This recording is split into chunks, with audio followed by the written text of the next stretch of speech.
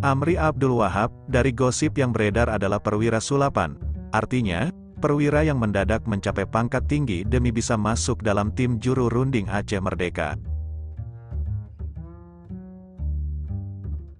Bagaimana akhirnya ia menyerah pada Indonesia? Begini kisahnya.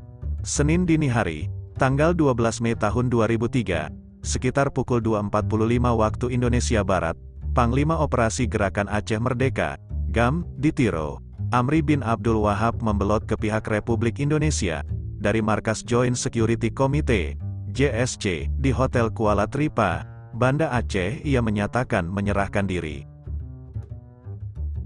Penyerahan diri Amri itu disambut baik pihak Republik Indonesia, RI, dan dijadikan bahan propaganda agar anggota GAM lainnya menyerah.